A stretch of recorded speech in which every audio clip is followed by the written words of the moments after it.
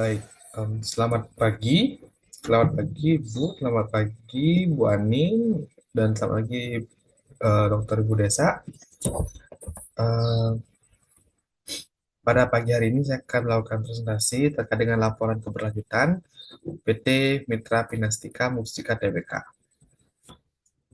Oke, saya atas nama Gede Nicholas Mana dengan NIM 33170519195. Untuk laporan saya ambil ini laporan tahun 2023. Oke, kita akan mengenalkan identitas perusahaannya dulu. Nah, jadi PT Mitra Pinastika Mustika atau bisa disebut dengan MPM Group, ya, dengan MPM adalah anak perusahaan dari Saratoga Investama Sedaya yang bergerak di bidang distribusi dan penjualan sepeda motor yang bermerek Honda. Nah, perusahaan ini didirikan oleh William Suryajaya pada tahun 1987 untuk mendistribusikan sepeda motor bermerek Honda. Nah, adapun topik pembahasan yang akan kita bahas hari ini yaitu aspek ekonomi, yang kedua ada aspek lingkungan, yang ketiga ada aspek sosial. Kita akan masuk ke 201, step 1. Jadi 201 step 1 atau nilai ekonomi langsung yang dihasilkan dan didistribusikan. Nah, untuk perusahaan ini pada tahun 2023 dia menunjukkan peningkatan dibandingkan dengan tahun sebelumnya. Nih, ada tabel seperti ini, saya buat tabel lagi. Jadi pada tahun 2023 untuk anggaran realisasinya itu senilai eh, atau realisasi itu senilai 13 juta 859.071 ya, dengan targetnya itu 15 juta ya, yang ini di pendapatan bersihnya. Hmm. Lalu untuk tahun-tahun berikutnya ya mengalami penurunan, lebih turun daripada tahun sebelumnya. Nah, untuk laba tahun berjalannya itu hampir sama, tapi bedanya di sini realisasinya itu lebih sedikit daripada tahun 2022. Cuma pada tahun 2022 dia lebih meningkat sekitar 2, atau 6,7. Di selanjutnya GRI 203 yang mana membahas terkait dengan dampak ekonomi tidak langsung yang signifikan. Jadi untuk dampak ekonominya ini, ah, di mana perusahaan atau perseroan mendorong usaha mikro atau UMKM dapat berpartisipasi sebagai bagian dari rantai pasok grup MPM. Hingga akhir tahun 2023 tercatat ada 489 pemasok yang merupakan pemasok lokal tergolong UMKM. Oke, pembahasannya hanya sampai situ saja. Selanjutnya 203 strip 2. Ya, 203 strip 1 sama 203 strip 2 hampir sama di sini juga. Oke, 203 strip 2. Nah, untuk keluar pemasoknya,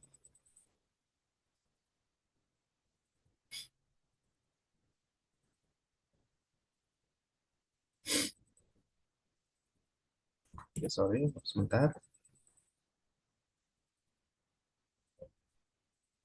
Nah, di sini saya ada tabel, cuman saya mungkin salah GRI-nya, salah menulis GRI-nya. Jadi, ini tabel terkait proporsi pengeluaran untuk pemasok lokalnya. Jadi ada untuk lokal di tahun 2023 itu sebanyak 85% dari total keseluruhan tahun 2023 merupakan UMKM lokal.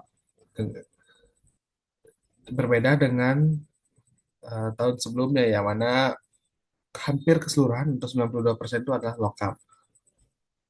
Saya sekarang berfokus ke UMKM. Masa selanjutnya 302 trip 1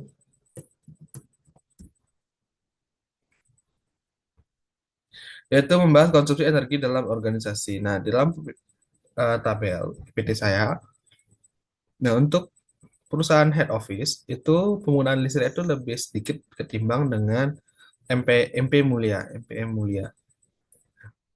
Perbedaan itu sebesar 9 ribu, 8 ribuan. Lalu untuk penggunaan BBM per liter, BBM itu bahan bakar minyak, itu di head office-nya itu hampir tidak menggunakan sama sekali BBM liter, tapi menggunakan listrik yang lebih banyak daripada perusahaan-perusahaan lain. Oke, selanjutnya intensitas energinya. Nah, itu intensitas energinya perusahaan memiliki empat pokok office, unit usaha itu kantornya. Nah, dengan luas bangunan yang paling luas itu yaitu pada MP Mulia. Sorry, MP Ren, MPM Ren. Nah, MPM Ren.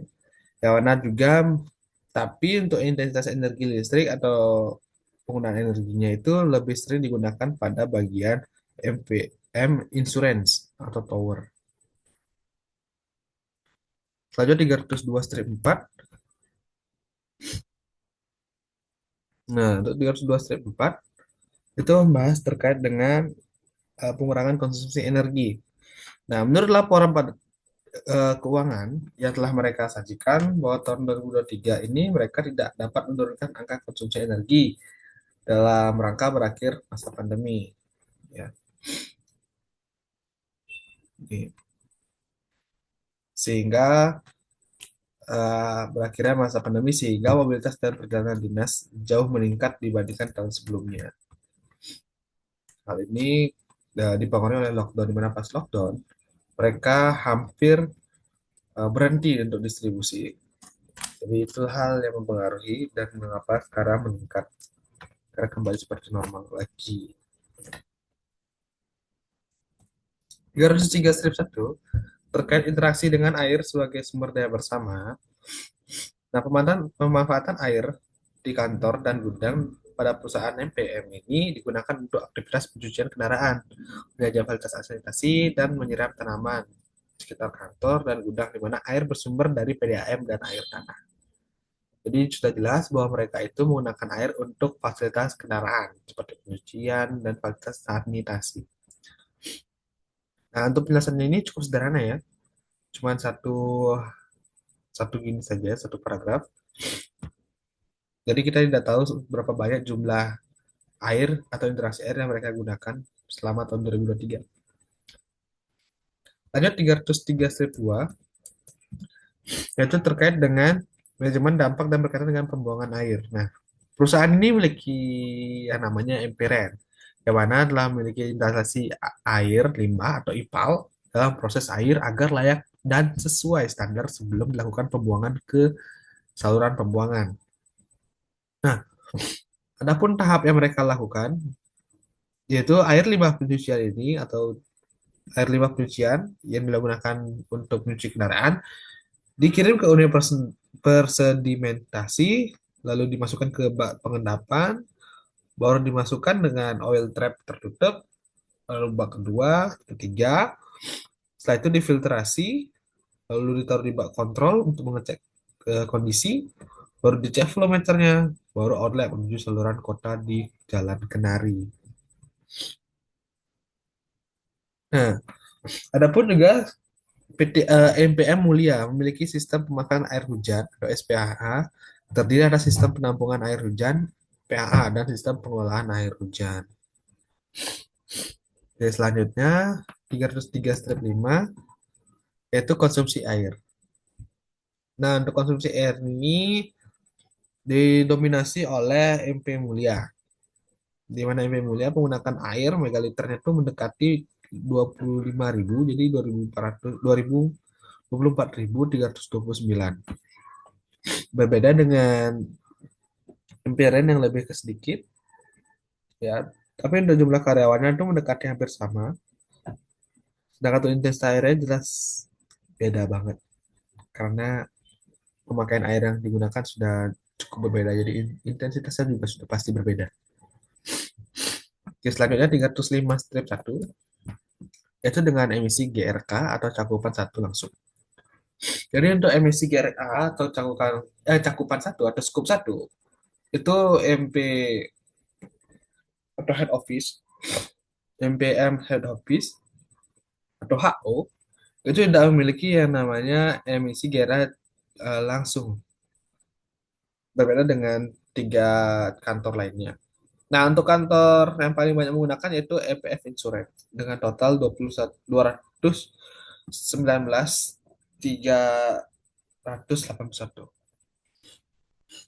Nah, untuk GRI 305-2 itu emisi GRK cakupan 2 atau tidak langsung itu hampir sama dengan head office yang paling sedikit, sedangkan untuk MP Mulia sekarang yang paling banyak mengeluarkan emisi GRK. Berarti untuk 306. Nah, untuk 306 ini terkait dengan timbulan limbah dan dampak signifikan terkait limbah atau waste management. Mereka memaparkan terdapat beberapa timbulan limbah yang dihasilkan dari kegiatan operasional. Nah, ada beberapa limbah yang mereka sebut yaitu limbah bersifat B3 dan limbah bersifat non B3. Yang mana limbah bersifat B3 itu berasal eh, dari bisnis otomotif. Nah, sedangkan untuk non B3 itu berasal dari perkantoran atau office-nya. Nah, tapi perusahaan tidak menjelaskan secara rinci berapa banyak limbah yang mereka hasilkan, baik itu B3 maupun non B3. Hanya satu paragraf ini saja. Ya. Selanjutnya, itu 306.2 terkait dengan pengelolaan dampak signifikan terkait limbah. Nah, ada dua hal yang dibahas, yaitu limbah B3 yang dari sebelumnya dan limbah non B3. Untuk limbah B3, mereka akan dikumpulkan dulu, lalu ditampungkan pada TPS atau tempat pembuangan sampah atau tempat penampungan sementara untuk mencegah adanya tumpahan dan menghilangkan kontaminasi lingkungan sekitar. Nah, setelah itu mereka akan dikelompokkan dan diserahkan kepada pihak ketiga yang memiliki izin untuk mengelola sampah itu dari Kementerian Lingkungan Hidup dan Kehutanan. Selanjutnya yaitu limbah non B3. Yang mana limbah non B3 ini dihasilkan berasal dari aktivitas perkantoran yang saya sebutkan sebelumnya. Nah, mereka ini menggunakan prinsip 3R, reduce, reuse, dan recycle. Nah, untuk mengubah bahan organik untuk menjadi kompos dan untuk anorganik akan digunakan atau diolah menjadi barang-barang lainnya di seluruh lokasi operasional. Nah, mereka juga menyediakan sampah-sampah ya yang akan ditampung di pemilihan sampah. Seperti contohnya sampah pemilah di setiap penjuru kantor. Dan itu lanjut ke GRI 306-3 yang ada terkait dengan pengelolaan dampak signifikan terkait limbah. Nah, untuk ini mereka mengelola setiap limbah di perkantoran. Yang pertama itu untuk B3. Nah, di head office karena di data sebelumnya itu dia tidak memiliki limbah B3, maka dia tidak akan dicantumkan di sini. Sedangkan mereka memiliki limbah non B3 karena dia fokus ke perkantoran, yaitu head office. Itu sampah basah yang diambil pengelola gedung, sampah kering yang bisa berdaur ulang seperti kardus, kertas, botol kemasan, dan lain sebagainya bertotal 803,15. Nah, MPM Insurance juga tidak memiliki sama sekali untuk B3, sedangkan mereka memiliki non B3 saja sebanyak 144 kilogram, sama seperti MPM Office. Nah, untuk B3 di MPM Mulia itu dimiliki oleh pihak ketiga atau third party berjumlah 13.482 bertipe hazardous and toxic waste. Untuk non B3-nya lebih sedikit, yaitu bertotal 6.640 kilogram. Sama seperti di atasnya, yaitu sampah kering, botol kemasan, dan lain sebagainya. Nah, tapi di sini ada juga mereka menyebutkan bahwa ada sampah anorganik didaur ulang menjadi kompos, yaitu sebesar 11.278. Nah, sekarang untuk emperen. Untuk emperen ini dia untuk B3 dibagi menjadi tiga, yaitu pihak terparti satu, terparti dua, terparti tiga, yaitu oli liter, oli filter, dan filter aki bekas. Ini didominasi pada oli karena mengingat kendaraan membutuhkan banyak oli berjumlah 44.858. Perbandingannya cukup jauh mendekati 40.000 berbeda dengan oli filter dan aki bekas. Lalu selanjutnya yaitu non B3. Nah, untuk non B3 ini berbeda dengan satuan-satuan lainnya yaitu dia satuan truk. Sedangkan satuan lainnya itu berbentuk kilogram. Nah, untuk satuan truk ini hampir sama seperti sebelumnya, tapi ini lebih ke mereka ketika menjual sampah itu atau mengangkut sampah itu, mereka akan membeli bibit tanaman yang akan ditanamkan di setiap kantor-kantor di MPM Group. Nah, sampah non B3 akan diangkut oleh pihak ketiga. Nah, untuk pengangkatan itu seminggu 2 kali. Dengan muatan truk angkat sebanyak 1 truk. Total ada 96 truk dalam 2023 ini. Maaf. 306 strip 4 itu terkait dengan limbah yang dialihkan dari pembuangan akhir. Nah, di sini tidak jelaskan secara rinci apa itu pembuangan dialihkan dari pembuangan akhir dan dikirimkan ke pembuangan akhir. Tapi bisa kita pastikan secara eksplisit kalau MPM RAN ini 5 sebanyak 96 truk dipilah dan jual kembali dengan hasil penjualan menggunakan penulis bibit tanaman. Selain itu, limbah organik sebanyak 11.278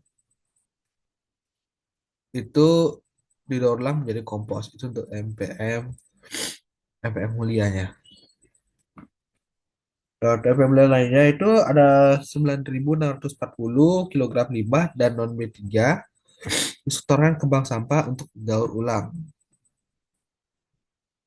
Ya, bank sampah Guyup Rukun Mulia.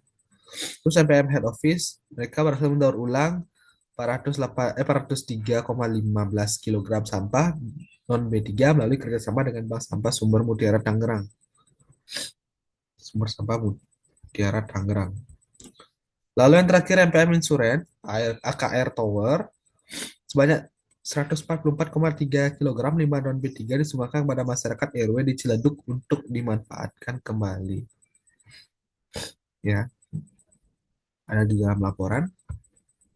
Lalu selanjutnya untuk 306 strip 5, oke tabel ini juga, yang mana berjudul limbah yang dikirimkan ke pembuangan akhir. Nah, berdasarkan GRI 306 strip 5, dia temukan adanya data eksplisit yang menunjukkan bahwa limbah dari unit tersebut dikirim ke tempat pembuangan akhir karena kebanyakan itu dibawa ke bank sampah atau ke RW-RW. Namun terdapat sejumlah limbah B3 yang dikelola dari pihak ketiga seperti oli bekas, filter, dan naki tanpa kejelasan apakah limbah tersebut didaur ulang atau dibuang. Nih, pihak ketiga third party. Tidak tahu apakah mereka dibuang atau digunakan oleh pihak ketiga itu. Lalu untuk 441, 401 ini terkait perekrutan karyawan baru dan digantikan karyawan lama dan pergantian karyawan. Sorry.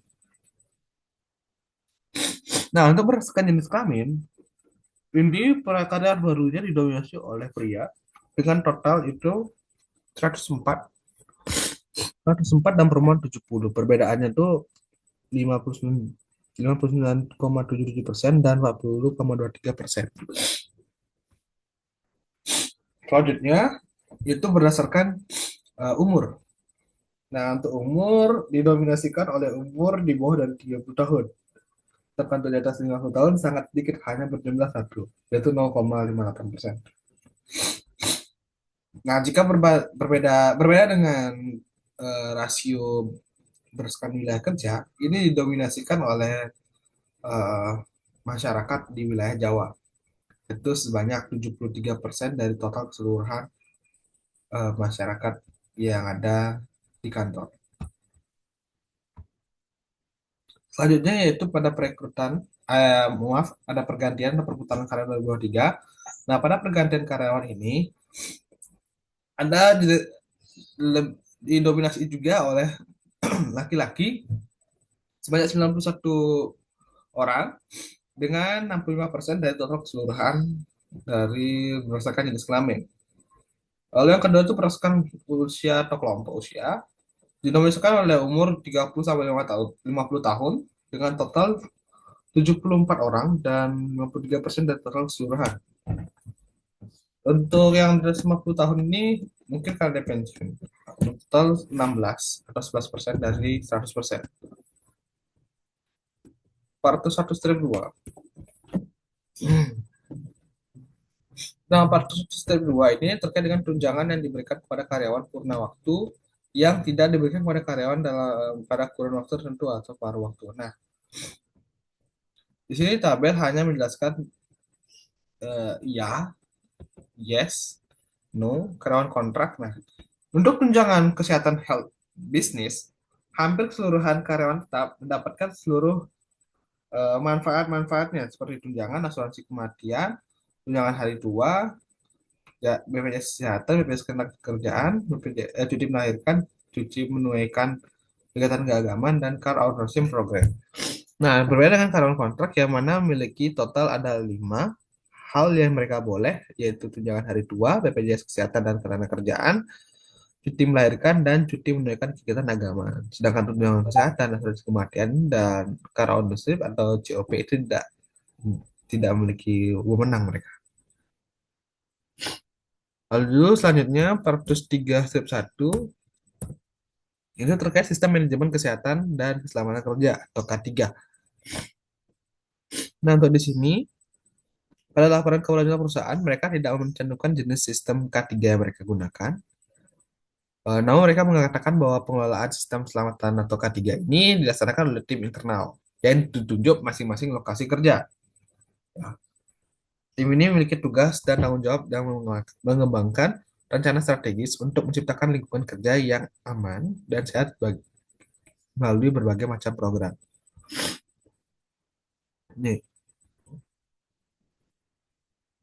oke, selanjutnya yaitu 403 strip 2 terkait identifikasi bahaya, penilaian risiko dan investigasi insiden. Nah, perusahaan ini atau MPM Group ini melakukan pengecekan bahaya secara rutin maupun non-rutin melalui penilaian mekanisme risiko. Nah, mereka mengklaim bahaya dengan risiko tertinggi adalah adanya potensi kebakaran di area gudang suku. Jadi, potensi bahaya yang risiko tertinggi yang mereka muncul itu cuma bahaya kebakaran di area gudang suku.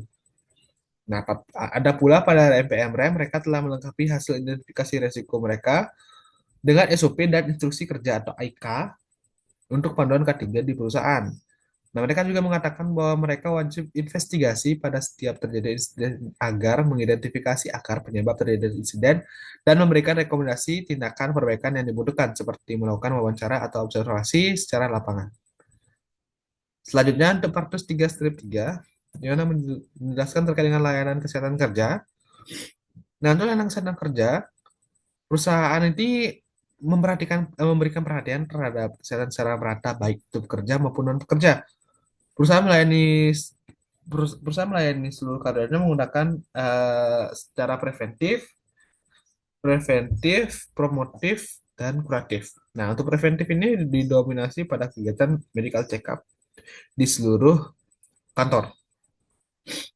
Selain itu, ada juga pada kegiatan promotif yaitu seperti seminar kesehatan, fasilitas, dan promosi kesehatan safety meeting. Yang terakhir itu kuratif, hampir sama, cuman ini lebih mengenakan keluarga-keluarga karyawannya, yaitu layanan kesehatan untuk karyawan dan keluarganya.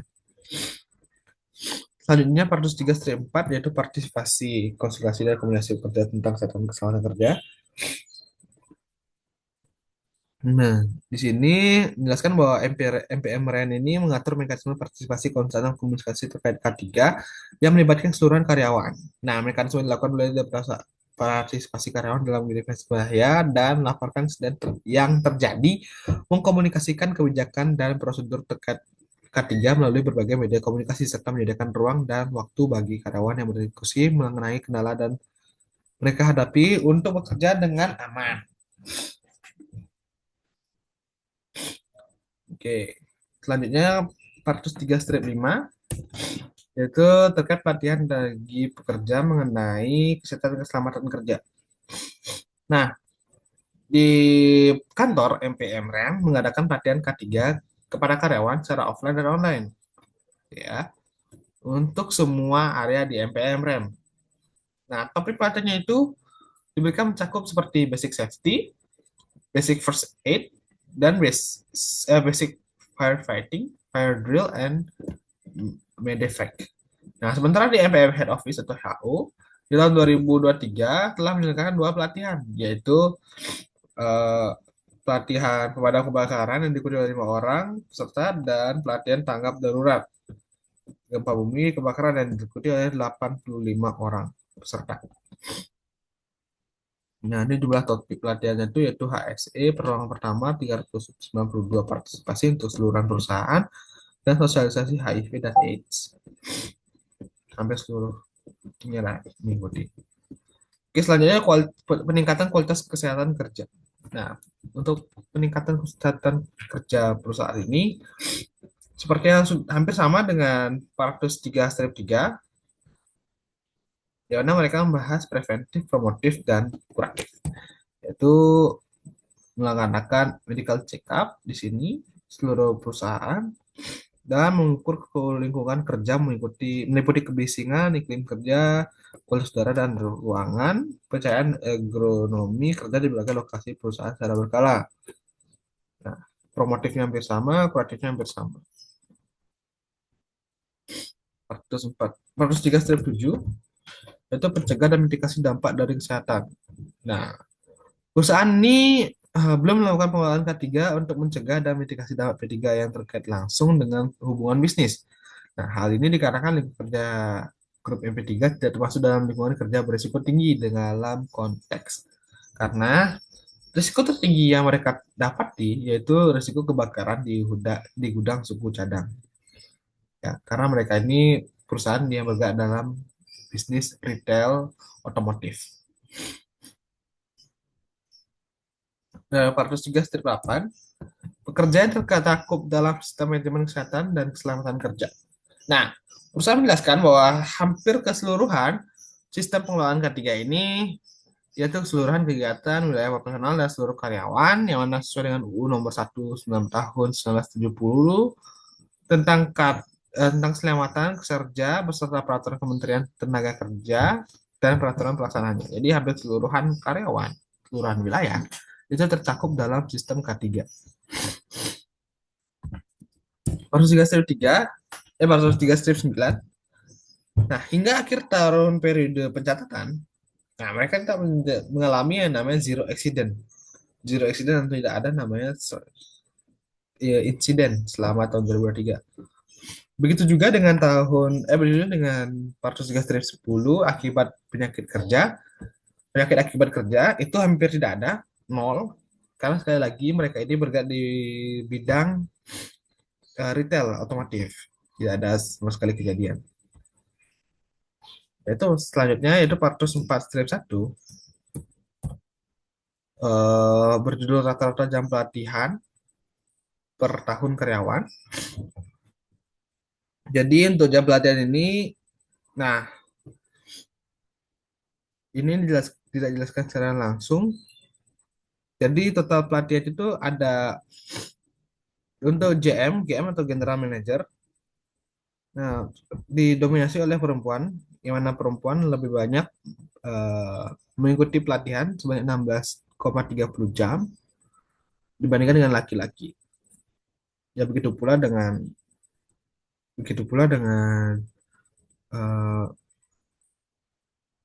dengan jabatan-jabatan lainnya.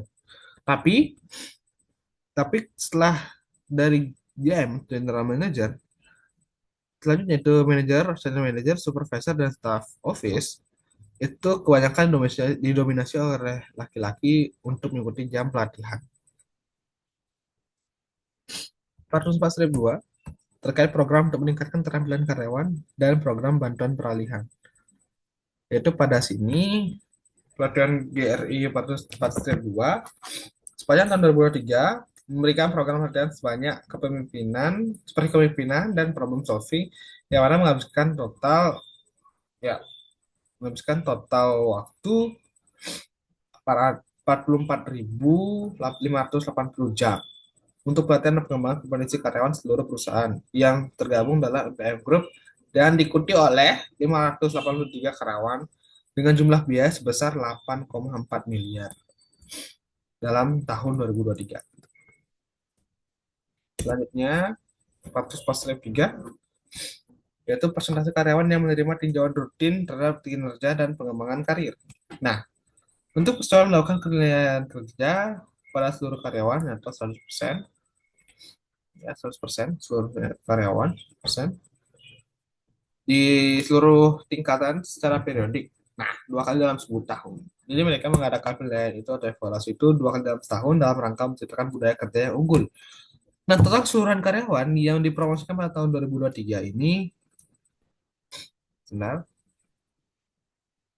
nih, total keseluruhan karyawan yang dipromosikan pada tahun 2023 ini sebanyak 167 karyawan atau 10,53% dari total karyawan tetap grup MPM yang telah dipromosikan. Nah, untuk total keseluruhan karyawan yang ada di grup MPM itu sebanyak 1.419 atau 89,47%. Jadi 10% dari total keseluruhan itu lulus atau naik jabatan.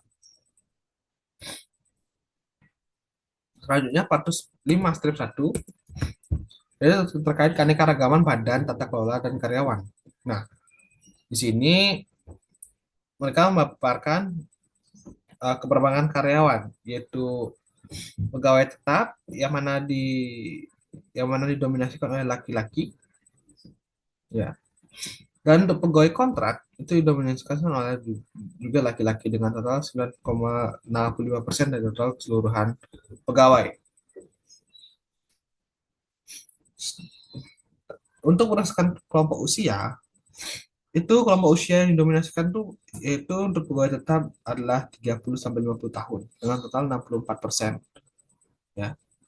Lalu pegawai kontrak itu dominasikan oleh 30 sampai 50 tahun juga, tapi berbeda tipis dengan yang di bawah 30 tahun.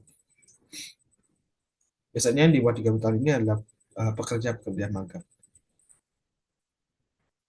Lalu keberagaman tata kelola, selanjutnya ada direktur atau board direktur, yaitu didominasikan oleh pria juga dengan umur yang paling banyak yaitu 30 sampai 50 tahun. Nah, untuk komisarisnya itu, total komisaris itu yaitu adalah pria. 100% pria dan 100% di atas 50 tahun. Selanjutnya 405/2 itu terkait rasio gaji pokok dan remunerasi perempuan dibandingkan laki-laki. Nah, perusahaan ini mencatat, maaf, bukan mencatat, perusahaan ini memiliki prinsip keadilan dan kesetaraan. Jadi total rasio perbandingan yang perusahaan ini berikan untuk laki-laki dan perempuan di luar dari gaji, di luar dari beban pekerjaan, di luar dari lokasi operasional sebesar 1:1. 1:1. Oke, selanjutnya 406/1 terkait insiden diskriminasi dan tindakan perbaikan yang dilakukan. Nah, mereka perusahaan ini MPM Group tidak mengalami ya namanya insiden diskriminasi selama tahun 2023. Tidak ada kasus yang dilaporkan. Selanjutnya 413/1. Nah, untuk dampak operasi dan kepentingan masyarakat dalam penilaian dampak dan program pengembangan, perusahaan terlibat dalam masyarakat lokal dan melakukan identifikasi apakah isu pada masyarakat khususnya daerah yang dinaungi operasi MPM Group terdapat dampak yang timbul karena hal ini, seperti dampak positif dan negatif, baik berupa aktual dan potensial di sekitar perusahaan. Ya. Selanjutnya untuk 413 strip 2 itu membahas dampak-dampak atau operasi secara aktual. Nah, terdapat dampak. Untuk aktualnya ada 2 dampak yaitu positif dan negatif. Untuk positifnya, Grow MPM menyediakan lapangan kerja bagi masyarakat sekitar, pertumbuhan ekonomi, meningkatkan literasi. Nah, untuk negatifnya itu ada timbulan limbah yang kegiatan perkantoran dan perbengkelan. Ada pula uh, dalam bidang pendidikan. Dalam bidang pendidikan mereka memberikan program pendidikan yang diberikan perseroan meliputi beasiswa, edukasi dan edukasi safety riding. Ya. Selanjutnya untuk bidang kepedulian masyarakat, mereka menggunakan donasi-donasi sosial pada hari perayaan besar keagamaan. Dari pendidikan sosial, perancangan juga menjadi bagian dari kebutuhan sosial. Ya, mereka melakukan ini saat employee volunteer. Selanjutnya untuk bidang lingkungan, mereka menggunakan program CSR. Ya, MPM itu melakukan menyelenggarakan berbagai program pengelolaan lingkungan seperti uji emisi gratis, penanaman mangrove, pengelolaan sampah, dan kegiatan perlindungan lingkungan lainnya yang masuk dalam inisiatif MPM Green Action. Nah, program-program tersebut dilaksanakan dengan melibatkan karyawan atau keseluruhan karyawan di grup MPM, masyarakat, dan pelanggan. Nah, terdapat satu satu ya, satu dampak negatif yang mana pada aktual, yaitu, nah, bentar. Nah, yaitu pada timbulan limbah dan kegiatan perkantoran dan perbengkelan. Selanjutnya, paragraf 16, strip 1, penilaian dampak kesehatan dan keselamatan dari berbagai kategori produk dan jasa. Nah, untuk MPM Mulia, sebagai distributor sepeda motor Honda, ya, memastikan seluruhnya atau selesai produk distribusi adalah produk yang telah melalui proses quality control dan lulus uji oleh pihak produsen. Nah, untuk MPM REM ini telah menerapkan standar sistem manajemen mutu ISO 9001 yang mensyaratkan adanya pengendalian terhadap produk jasa sebelum diserah terimakan ke pelanggan. Nah, mereka juga mengatakan bahwa armada akan disewakan telah melalui proses pemeliharaan rutin yang dibutuhkan untuk memastikan kondisi armada siap, aman, dan digunakan. 116.2 itu terkait dengan insiden dampak ketidakpatuhan sehubung dengan dampak kesehatan dan keselamatan dari produk dan jasa. Nah, perseroan mampu menjaga integritas produk dan jasa yang ditawarkan. Nah, selama periode pelaporan, tidak terjadi penarikan produk dan jasa ya. Tidak ada keluhan atau pengaduan atau sanksi terkait dengan ketidakpatuhan. Yang disebutkan di sini, tidak terjadi penarikan, tidak ada keluhan terkait dengan pelaksanaan. Selanjutnya, yaitu paragraf 18. Nah, paragraf 18 terkait dengan pengaduan dan bahkan mengenai pelanggaran terhadap privasi pelanggan dan hilangan data pelanggan. Nah, di sini hampir sama dengan paragraf 16 tadi, tidak ada pengaduan sama sekali, baik itu pelanggaran maupun saksi maupun keluhan terkait data atau penggunaan penyalahgunaan data. Oke, demikian dari presentasi atau pemaparan laporan keberlanjutan hasil audit saya terkait dengan laporan keberlanjutan perusahaan Mitra Pinastika Mustika atau EPM Group. Sekian dari saya, terima kasih sudah menonton. Sampai jumpa di laporan selanjutnya. Terima kasih.